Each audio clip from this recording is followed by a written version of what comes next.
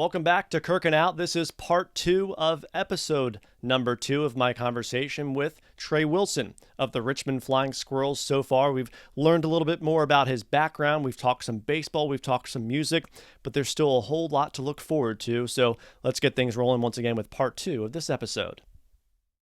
Minor league baseball is a part of the community. You've been to those towns, you've traveled. Is it tough to kind of see the consolidation of minor league baseball for someone like yourself that's been there? I'm sure you understand what's going on. And thankfully, leagues like that, the Appy are going to have a really great summer collegiate, which is going to be some excellent baseball for those that, want to go check it out. But how difficult is it for you to see all of these organizations, now kind of losing their affiliations and the changes that are going to be coming? Yeah, it's been tough. Minor league baseball needed an overhaul. I think that was pretty apparent. The development system needed an overhaul. I don't know about necessarily minor league baseball, the organization, which is a separate entity from Major League Baseball, or it was. There were some changes needed. I think that part is definitely right on what MLB has said. But I don't want to see any town that has affiliated professional baseball lose that, because I know how important it is to the fabric of what people do during the summer in those towns. In Bluefield, that was the thing to do.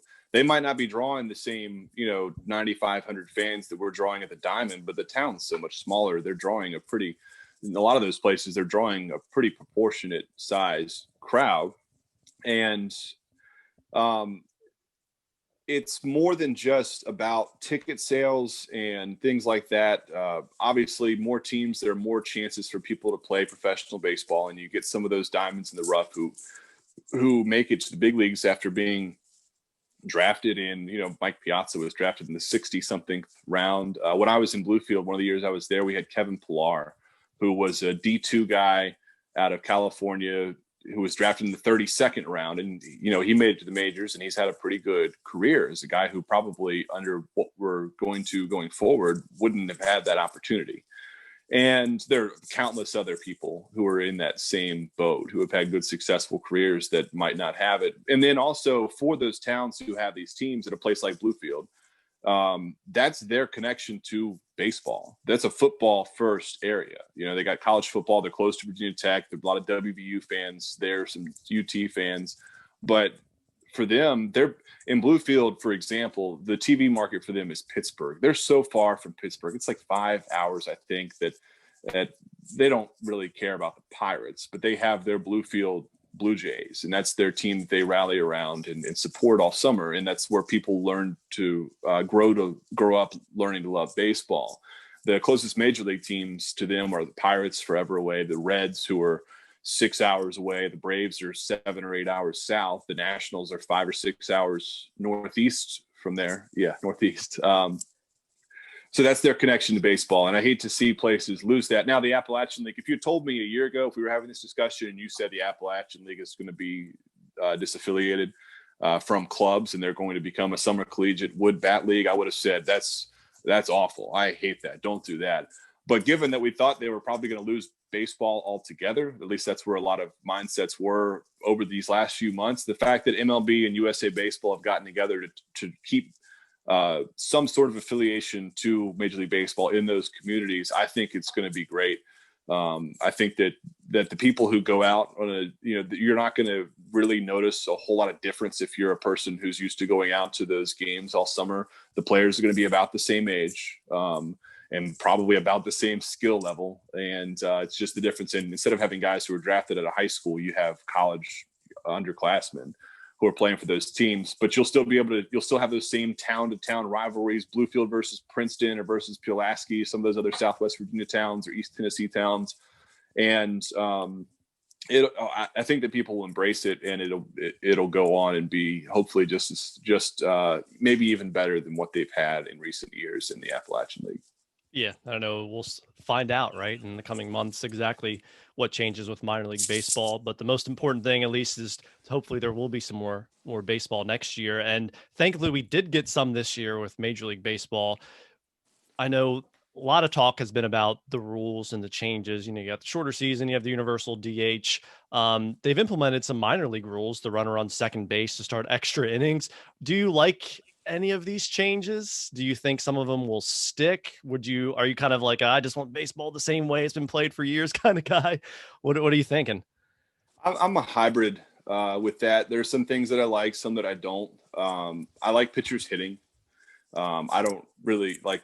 I've always liked that, and I've always thought that that's more authentic of what baseball is supposed to be. I guess I'm not an authority on that. I don't think, but where you have, everybody who's in the field, they do both things. They play some sort of defensive role and then they bat. That's what it's been. And I like watching pitchers hit, especially pitchers who can hit.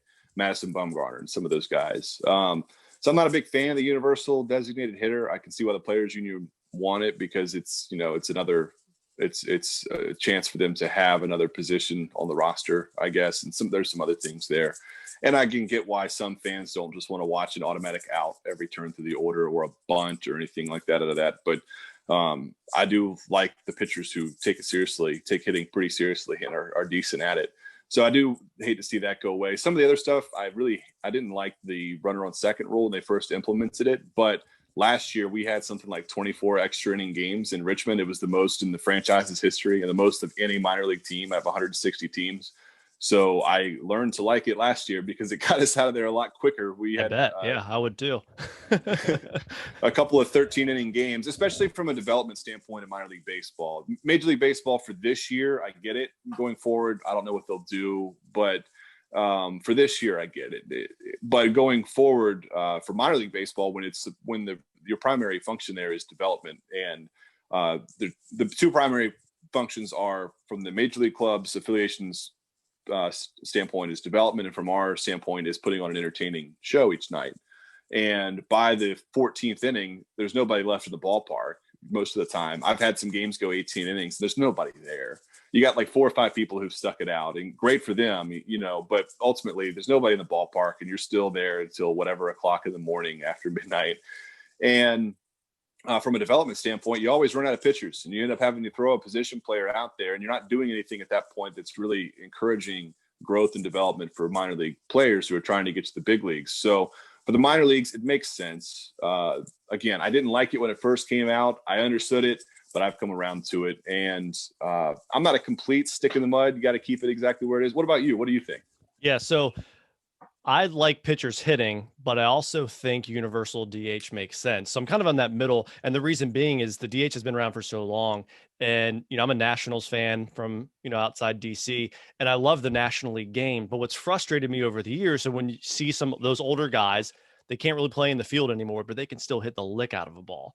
The benefits of like what Howie Kendrick has been able to do. Now, obviously they platooned him last year in their World Series year, but a guy like that who basically you could say, hey, if you could just hit almost all of the time, give certain guys a break, I think it would help because, yeah, it gives that extra roster spot, and the union likes it, as you mentioned, but it gives some of those teams maybe a chance to keep some of those guys around. That's my thoughts on it. So say like, hey, if you can still hit, but they've got to go to the American League to do it, to me, it makes it more even. Now, I'd rather them, as you said, everybody play in the field, you got to hit too. But since, what was it, in the 70s when they implemented the DH, to me, I feel like it's just been long enough, and maybe now they kind of see why that's the way. So it just seems like it's been going that way for a while. Whether baseball makes that change next year, they might wait till, the labor negotiations come up. But I do kind of think that's going that way. And the runner on second and the extras rule, I like it, but I think they should push it. Maybe if baseball ends up going with it, maybe it's like something that would start in like the 12th or the 13th inning. So give a few innings, kind of like hockey does their 3-on-3, but then we got to go to a shootout eventually. So maybe they'll give it some time. I do think there's just a middle ground that has to be met. And, that way they might say, hey, we don't have to burn all these pitchers or these players for as long as those 18 inning games, as you mentioned. I know you just you shot a question my way. I like to have people ask me some questions on this thing because I know you're a good interviewer. You do this all the time as well. I put you on the other seat, but I want you to put me in the other seat. Have you had any burning questions? I know you think about this all the time. It probably consumes most of your days, but what are those burning questions that you've been wanting to ask me for a while? Yeah, it's funny with you asking all these questions and me rambling nonstop. My girlfriend tells me a lot that I'm so used to being in the booth by myself where I am just a constant monologue. Right. I'm just delivering this. I'm trying to be conversational, but even in trying to be two-way conversational, it's just me talking when I'm on for 3 hours at a time sometimes. So sometimes I just start going and it becomes this long monologue, and I'm doing it again right now. So we'll take it. So here I've got, this wasn't supposed to be like a Zoom background thing. This is honestly just what exists in my office. So I have some things, some items from my time with Altoona, some other pieces that represent some of the stops on my journey in sports and in life in general that, again, wasn't supposed to be like a decorative backdrop for Zooms, but that's kind of what it's become. So what do you got on the shelf? I want to know the stories about what you got on the shelf. Are there anything there that have real, I see an Eastern League All-Star Game baseball from the Flying Squirrels, which I love to see that. I've got one of those in here somewhere too. But is there anything there that's more than just decorative, that actually has some kind of story behind it? Man, I mean, a lot of these things, dude, I'll bring this part out. So this cup right here, if people can see it, it's from the home run charity game. This was before opening day. You know, a lot of baseball teams before opening day, they host exhibition games, the extension of spring training, you know, the final days of spring training, they'll play at the major league ballparks. And the first year the Nats came to DC, they played the Mets in their opening kind of just check out RFK Stadium, one quick game. So this is really cool. I have another cup. I think it's like red, but it's from the first ever game, you could say, there for the Nationals franchise when they played the Mets. And then I obviously was there for opening day against the Diamondbacks, I believe it was, you know, a few weeks later, but it's pretty cool. But yeah, most of these things I've just collected over the years. The All-Star baseball from the Squirrels. I love collecting baseballs. There's an All-Star game one from DC. You know, usually I try to get things that I've been to, because if I haven't been to it, it's like, well, would I get a memorabilia of it? Now, obviously I didn't go to the Capitals Stanley Cup win, but, you know, just, I'm a huge memorabilia guy. I've gotten so many things over the years. All the mini helmets that I have are actually of schools that I've covered. And I know in the last podcast, you could see more. I just kind of changed out the shelf, but I've covered, you know, I started my career covering Alabama and Auburn. So I bought mini helmets for them. You know, I went to Ohio State and Michigan, bought helmets for them, Bowling Green, Toledo. So it's kind of a cool little collector's item that I try to do. I got to do it here in Richmond. Just a lot of times they're at like the bookstore of the schools. Maybe you go get like a U of R helmet or a UVA helmet and a VT helmet. Sometime I got to get on that bandwagon. So yeah, most of the things, it's just kind of cool. I'm a huge memorabilia guy, whether it was signed photos or baseball cards back in the day. So just kind of cool to have. And I got a little baseball nutcracker here too. So got anything and everything. You've gotten to see some pretty cool stuff. All of us who work in sports have gotten to see things that, like, at least when I was a kid, because we didn't really, I know you talked in one of your other episodes about traveling around and going to some ballparks and stuff with your dad. We never really did that. We mostly stayed down in that area. So for me as an adult, it's been kind of a dream come true to go to some of these places. Road trip to Notre Dame about a year ago to see Virginia Tech and Notre Dame play, or going to the Palestra, or going to Wrigley Field and all those things. So it's a two-part question for you. What's the coolest venue that we'll keep it to your professional career, because you know you've done a bunch of stuff off on the side too. So as a professional in your professional career, what's the coolest venue that you've gotten to go see? And second, the like the most memorable single game that you got to see, the biggest and most memorable single game that you got to go cover. Cool. Yeah, we'll start with that last one. So the most memorable one, I just have to go to baseball, and that was when I was working in Toledo. That's when the Cleveland Indians had that run to the World Series. So I was in Cleveland for all those World Series games, and I was in the stadium when the Cubs won in extra innings and broke their curse. And that was just, as a baseball fan, being there for the Cubs to win in the way that they did. And the stadium was probably, gosh, they probably still had, you know, 10,000, 15,000 Cubs fans in there, it seemed like. And they travel so well. It's crazy. Oh, it was amazing. And to be there, see the Cubs win, break that long curse, and then after the game be on the field, and there's Eddie Vedder hanging out with Anthony Rizzo right behind me, and the Cubs fans just mobbing the lower level and singing "Go Cubs Go." I got goosebumps. I'm a Nationals fan, but I'm a baseball fan first. And to be there for those moments and to know what it meant to those fans, to their team, and those people that their parents never got to see the team win, their grandparents never got to see the team win, and they're all there experiencing that moment. That is by far probably the coolest moment that I've ever been to. And in terms of venue wise, we'll go to college football, because when I got to Alabama, it was in the Nick Saban years. You know, Bama, Auburn, everybody's good. It was almost like you're going to an SEC championship and or a national championship every year. So my favorite venue to go to would have been the Rose Bowl. I was out there for Auburn, Florida State when Jameis Winston and then won at the last minute. But the historical nature of the Rose Bowl in college football, and it's as everybody describes and as you see on TV, it's just a beautiful setting, and it's an amazing place to see a game. So I'm just extremely thankful and blessed that I got to do that one time, because who knows, I might never go back. Yeah, all the things that I've been to, and I've been super lucky to be and to go to all of these incredible venues and be there for some incredible events. That's two things I've never done that are on my list. The Rose Bowl is probably, at this point, is probably in the top 5 of my college football venues I need to get to. And the World Series. I've been to some playoff games, but I've never been to a World Series game. I'd love to go just one time. The clinching game would be even cooler, obviously, and then a game 7. And then, of course, you can't create the storyline of seeing the Cubs. I'm by no means a Cubs fan. I've worked with this Pittsburgh Pirates organization for several years. I was at the wild card game in 2015. They got really, really chippy between the Cubs and Pirates, and by no means a Cubs fan. But being able to see a moment like that where you see so many years of waiting.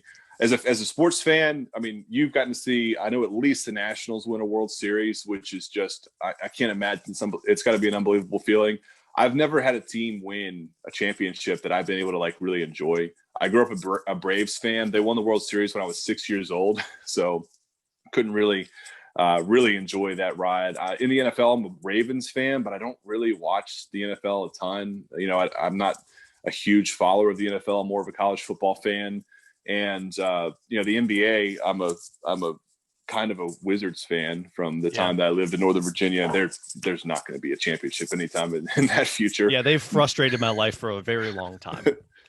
And in college football, I'm a Virginia Tech fan. I grew up a Virginia Tech fan, and they made it the national championship game when I was 10. But that would be the one. That would be the only one. If I could see Virginia Tech football or basketball win a national title, like, I can't imagine what that would be like, because I've never really gotten to experience as a fan. So many people are fans of these bandwagon teams, and I don't think that even if their team wins the championship, if you're a Lakers fan and they win the NBA championship next week, how much does it really mean to you? Because they've done it so many times in your lifetime. If you're a Patriots fan, it's not from New England, how much does it really mean? Because you almost kind of expect it to happen. You've done it so many times. If one of those Tech teams ever wins a championship, or even if like Tech basketball makes it even to the Final Four, they've only made the tournament at all a few times in my lifetime. Like, I can't imagine the feeling that would get. So when the Nationals won the World Series, was that kind of the feeling for you? I assume that you're a Washington football fan. Nationals, Wizards, the Caps too. When the Caps won, I mean, I'm also a Caps fan, but again, I don't follow that much hockey, and I was living outside of Pittsburgh when they won that one, so it was something you had to kind of keep to yourself because they don't like the Caps up there. So the Caps and the Nationals winning championships in recent years, has that kind of been like this undescribable ecstatic feeling? Yeah, because for so many years, it just DC kind of seemed like that place where no one could really win. So the then Skins won, you know, in the early 90s when I was maybe 4 or 5 years old, you know.